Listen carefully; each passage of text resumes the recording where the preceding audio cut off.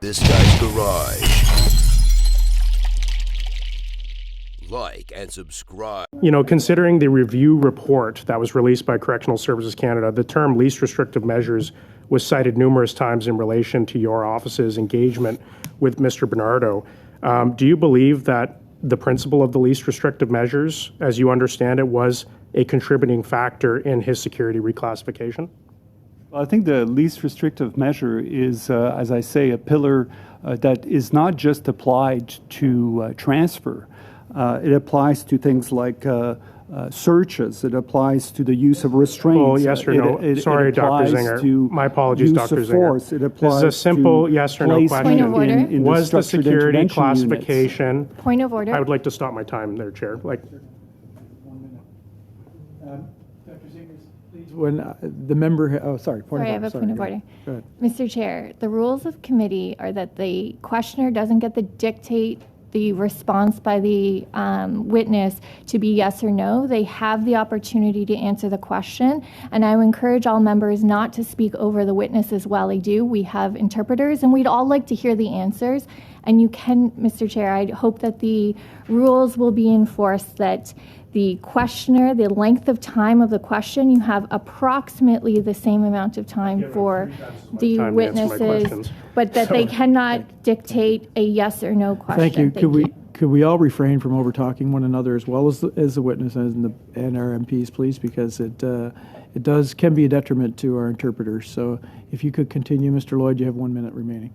Thank you. Dr. Zinger, my question was clear. In the Benardo case, was the principle and legal requirement of the least restrictive measures as outlined in the CCRA a contributing factor in determining his security reclassification? I don't know. And that's a truthful answer because we never we never assessed whether that, we were never asked, there was no complaints, we were never asked to look at whether corrections acted appropriately or not in this case. We never investigated. We never made any recommendation with respect to cascading Mr. Benardo from a maximum security institution to a medium. So that's my answer. Ms. Kelly, in 2018, the Parole Board of Canada found that Benardo was at a high risk for violence against a domestic partner, that he is callous, glib, grandiose, cunning, deceptive, manipulative, and a liar. In 2021, the Parole Board of Canada found that Benardo displays psychopathic traits such as arrogance, entitlement, and lack of empathy, which they found to be not treatable. The Crown Psychiatrist for Benardo's dangerous offender designation found evidence of paraphilia, narcissistic personality disorder, alcohol misuse, and psychopathy. Patrick Lesage, Benardo's trial judge, stated that Benardo is a dangerous offender and a sexually sadistic psychopath whose likelihood of being treated is remote in the extreme. Is it your position that this man belongs in medium security prison?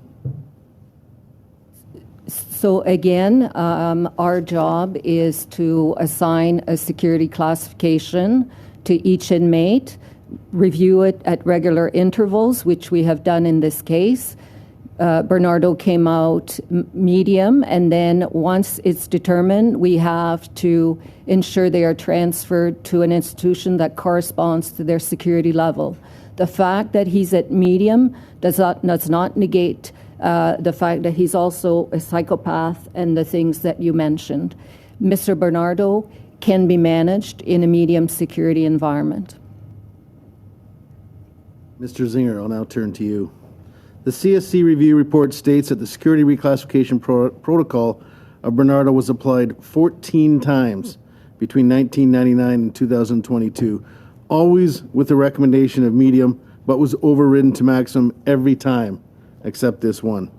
What's shocking is that Benardo was denied a transfer and a reclassification to medium security 4 months before it was finally approved. The report also states that Benardo suddenly had a change of heart.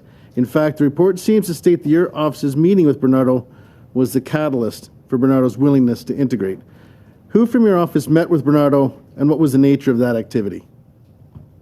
Thank you for the question. So, as you mentioned, Mr. Benardo was denied to be reclassified several times, and we never investigated that.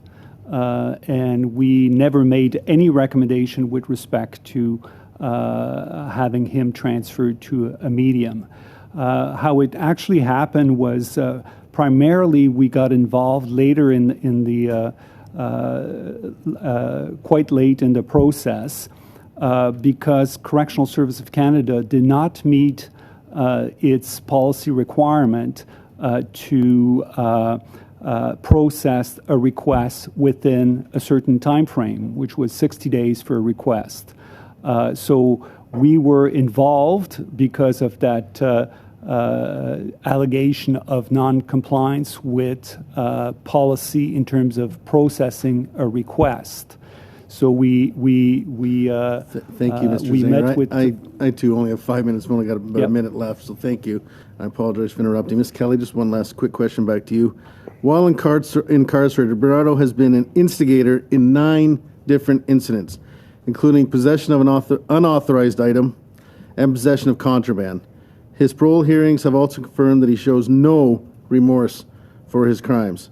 Why didn't his track record behind bars and lack of remorse for his crimes play a larger role in his revised security reclassification? Again, the security classification is a process. We assess a number of factors. We applied an actuarial tool, and the final assessment is a combination of both. So definitely what you mentioned was taken into consideration, and but the final assessment was that this particular offender could be managed in a medium security institution. Very quickly, because I have very limited time. You mentioned in your previous discussion that at this point in time, there are no talks to have Benardo moved from medium to minimum. Is that not a potential now for the future? I can't speak for the future. What I can say is, like I said, he spent 30 years in maximum.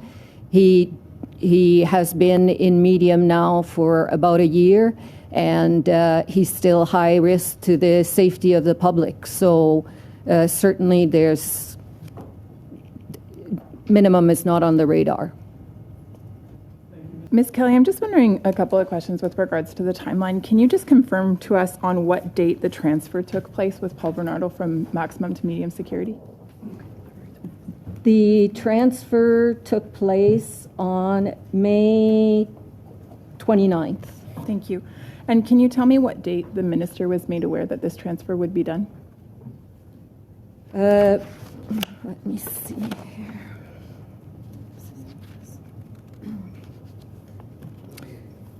So there were notification. I think this is something that was also mentioned in the press conference beginning in February, then again in March and in May.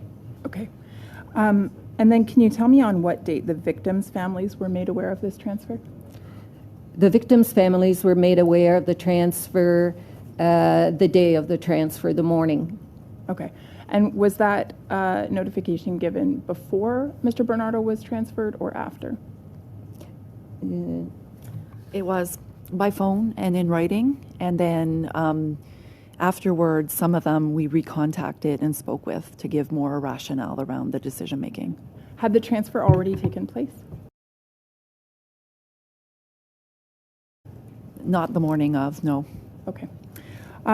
It's interesting to me that the victims' families were not told until essentially the moment of Mr. Benardo's transfer. As a system, in your opening remarks, Ms. Kelly, you said that victims need to come first, that they would be the priority. But it seems that Benardo actually knew of his transfer before the victims' families did, which would then be putting him as the criminal ahead of the victims. Is that not true? Well, again, in terms of offenders, they can request a transfer, and then or we have to do the security classification at intervals, and sometimes that will lead to a transfer.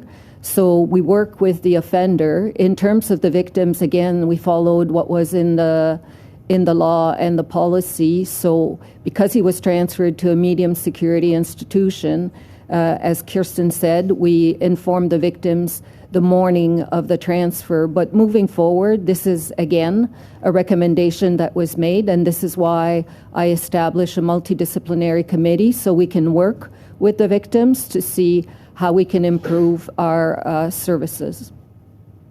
Sure. I think my point still remains. Mr. Benardo was afforded the opportunity to know that he was going to be transferred before the families themselves, the families of the victims, were made aware of such a thing, which again, I think highlights the fact that actually the perpetrator was put before the victims' families. The victims, essentially. And so I just think it highlights something that is very wrong with our justice system. And when we're talking about the re-victimization of those that are impacted by scenarios like this, we have example after example. I can think of Terry Lynn McClintock, who, of course, brutally assaulted, raped, and murdered an 8-year-old girl and was moved from prison to a healing lodge. And only after that was the family all of a sudden notified. And the father spoke of the traumatic impact that had on him.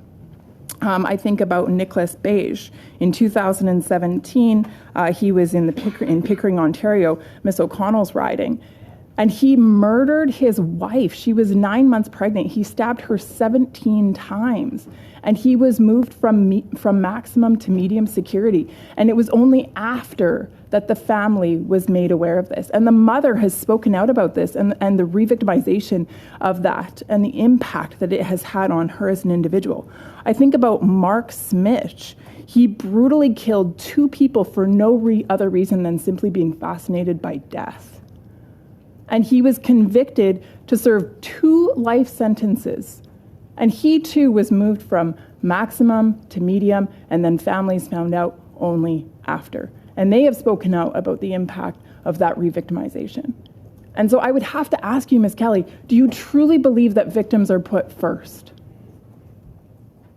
It's a delicate balance. I can understand. I actually, like I said, what you mentioned, some of the crimes that were committed, it's unspeakable, unimaginable. And frankly, I don't know what they go through. I can only imagine. The thing is... We're at time. My question is simple. Do you believe that the rights of victims are put first? Again, it's a balance. There's been a few questions today about the differences between maximum security prison and medium security prison. Earlier today, Ms. Kelly, you mentioned, and I wrote it down specifically, so I will quote you, that you said there's more opportunities for offenders in medium. I make no apology for my next statement. I expect and want Paul Benardo to have 0 opportunities.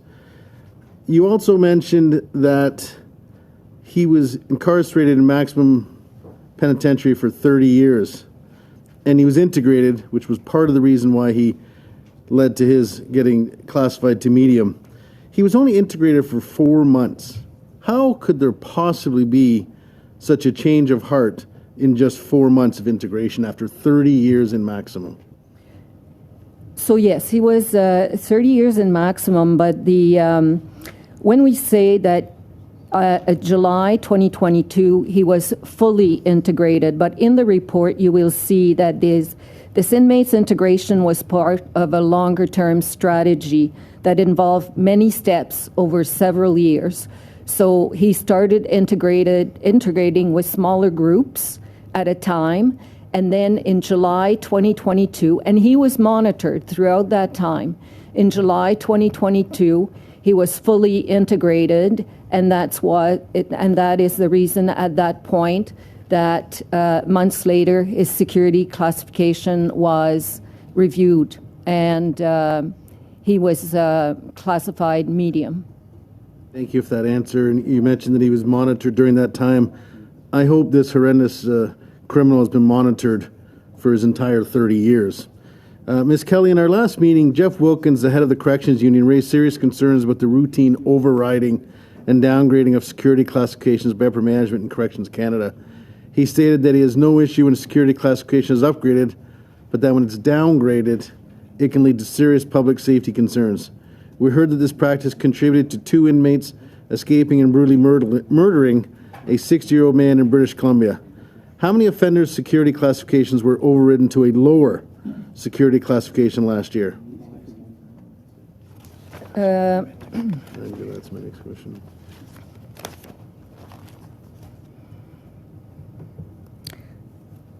So there are more overrides to medium than to minimum. Override rates, so minimum is around 9%. But actually, we did some research. So the custody rating. My question is not about your research. My question is about how many offenders' security classifications were overridden to a lower security classification last year. Do you have that information today? No, I don't. Okay, will you commit to this committee that you will be able to provide that? Yes. Table that over the next little bit? Thank you for that. That'd be very interesting information to receive. Ms. Kelly, your department emailed the minister's office multiple times about the Benardo transfer. Given that you followed the process put in place for you by the Minister of Public Safety, did you have any reason to believe that the minister was unaware of the transfer? Well, for us, we followed a long-standing process. We notified, and I'm not in the minister's office. So, like I said, we followed a long-standing process. Well, in that process, but it was long-standing, and I'm sure you have many chats with the minister and his staff over that period. Did you not find it odd that Minister Mendicino did not bring up the transfer at all between February 27th, when the Assistant Commissioner gave the heads up to the minister's office, and May 29th, when the transfer occurred? That's almost 3 months. Well, first of all, I have to go back to see if I had any meetings. And normally, if we do have meetings, it's on very specific topics. So I would think, just if you're having any discussions with the minister's staff, this was a very high profile, and the minister stated at the day of the transfer that he was shocked and dismayed that this had taken place. So I'm surprised that there was no discussions, or obviously that you weren't surprised that nothing was being brought up to you. This was probably one of the most high profile transfers. I know you mentioned 41 years, a long career, and thank you for that. But this must be one of the largest high profile transfers ever to take place, and there was no direct discussions between you and the minister regarding this. Is that correct? Again, we followed the long-standing process, but afterwards the former minister said, I want to be directly and formally advised, and we put in place a process to do so. So the day-to-day experience of Mr. Benardo in medium security is, except for the increased access to programs, is essentially the same as it would be under maximum security. Yes, he gets up, it's the same food, it's the same type of cell, it's the same bedding, so many of the same things that you would have at maximum security are there in medium security. So he's not getting any kind of a free ride here. He's still enduring the full import of his sentence. With the a benefit to society is perhaps it is less expensive to manage him in a medium security environment. It is. I'd like a detailed number of the total amount of inmates that were transferred from maximum security to minimum security since January 1st of 2012 to the present day. I'm not asking for it now, but if you could provide that. Agreed? Okay. Secondly, can you provide a justification for the transfer of each of those inmates? No personal information, but just a general justification for the reasons for those transfers during that same time period? We can tell you the type. So we'll see what we can do. Okay, well, and also, given that this is somewhat of an unprecedented transfer, and the only precedents that we can find for a transfer of this magnitude is the Terry Lynn McClintock transfer that happened prior to C-83 becoming law, protecting all personal information that is redacted, and given the precedent that you have released the review into Paul Benardo's transfer, will you commit to providing the review of Terry Lynn McClintock's transfer information? Okay, I'm making a note of that as well. Okay, well, I'd like to get a commitment that barring any concerns about personal information, which, I mean, you have redacted in the Benardo case, Okay. at the same precedent, can you commit to providing this committee with the review of Terry Lynn McClintock? Yes. Thank you. Going into my final round here, I note on Roman numeral 4 of the review report into the Benardo transfer in paragraph 4, it outlines that after his June 2022 rejection, he applied in July 2022 after he had integrated into his unit. Now, at that time, it says information provided to the review committee indicated that after the offender had applied for a transfer, blank, redacted, the Office of the Correctional Investigator initiated informal discussions concerning his security classification to ensure compliance with the, quote, least restrictive measures principle and legal requirements as per the CCRA. What is your understanding of the Office of the Correctional Investigator's intervention in regards to the security reclassification of Paul Benardo and his rights under the principles of the least restrictive measures? Well, I can speak. I cannot. Oh, Ivan is gone. Okay, I can't speak to that because that would have been done at the. It would have been at the local level. That discussion. The review report indicated that the OCI had concerns about the whether or not his security classification was appropriate, and he was here earlier, and he suggested that he was concerned about the timeline, that he wanted it done in 60 days. He was concerned corrections wasn't getting it done on the timeline, but it said that he initiated informal discussions. I want to know what those informal discussions were regarding Correctional Services Canada's compliance with the least restrictive measures principle and legal requirements. What were those discussions? I can't speak to them. Okay. Yes. And a moment here.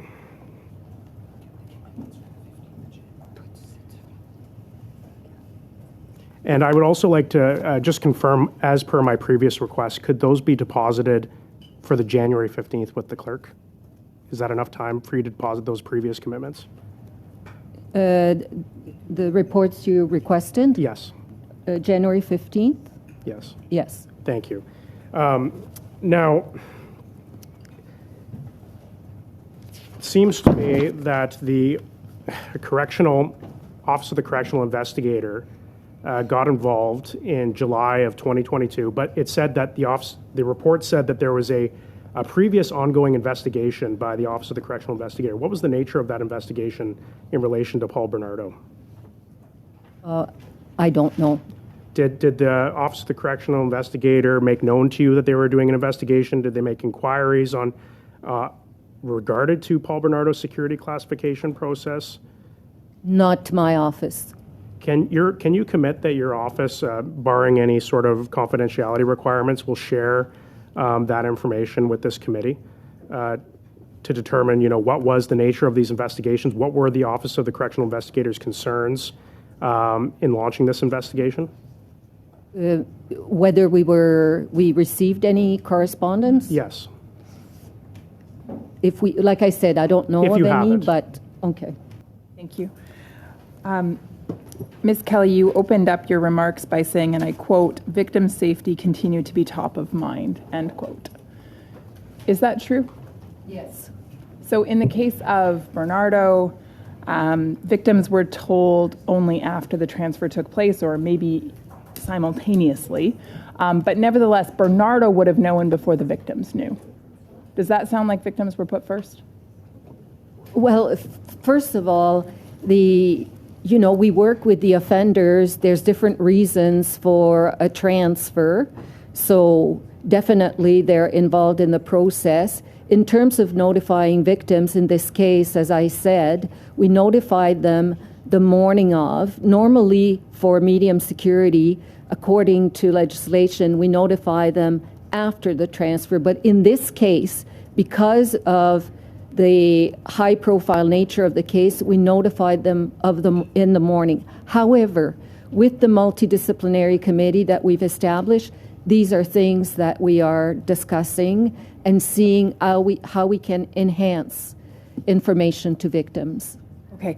I find it interesting because you continuously go back to the findings of the multidisciplinary committee, and yet at the same time, you seem to be quite defensive of this terminology around achieving balance. Balance in this case, according to the Supreme Court decision in 2012, the language used around that, and I'll quote, is this, that there would be a just and proportionate balance based on the particular case before the court. Just and proportionate.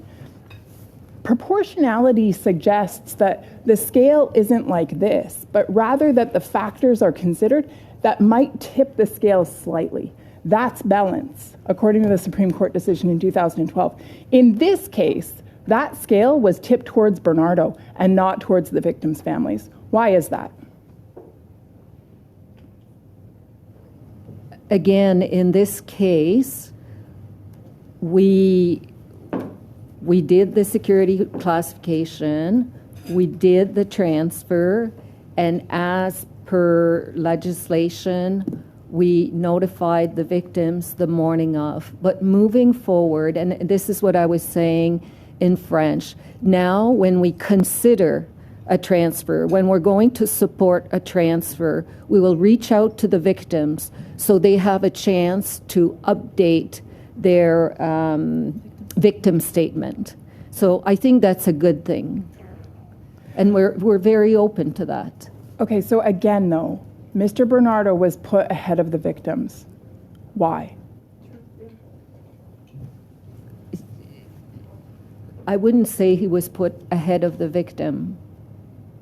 Again, notifying the victims after the transfer or simultaneously was putting them at a fair place? Well, first of all, we would have considered as well in the transfer decision any victim statement that they had provided. So that would have been part, definitely, of the... Just to be clear here then, Ms. Kelly, you're saying that you considered their statement, and based on their statement, you determined that it was in their best interest to find out either simultaneously or after the transfer took place. You decided that based on the victim's statements, that's what would be in their best interest. No, it's two things. If the victims actually submit a victim statement, an updated one, that's considered in the transfer process. In terms of the notification, once it was decided that he was going to be transferred, again, we followed the law and the policies. Ms. However, Kelly, moving forward... I understand moving forward what your intentions are. I hope that's true. But what I've heard over and over and over again from you here today... Point of order, Mr. Chair. Point of order. Mr. Chair, I believe my colleague is badgering the witness. I suggest that's not appropriate. Thank you. Thank you, Mr. McKinnon. Continue. Ms. Thomas, please. Thank you. Nevertheless, what I hear today is that in this case, Benardo was put ahead of the victims. Maximum versus medium is not an extension of the sentence that any given offender is provided. And you started to explain, and I don't think it's necessarily a mistrust by Canadians. It's a not understanding of the interworkings of correction services. So you were talking about the types of inmates that would be in maximum. Can you continue with that answer? Because I found it very helpful. So very quickly, over 95% of the inmates in maximum security are inmates that we cannot control their behavior other than in that environment. Like I said, they assault staff, they assault other inmates, they traffic drugs. So they need a high degree of control and supervision. Paul Benardo is not that type. Again, I know he committed horrific crimes.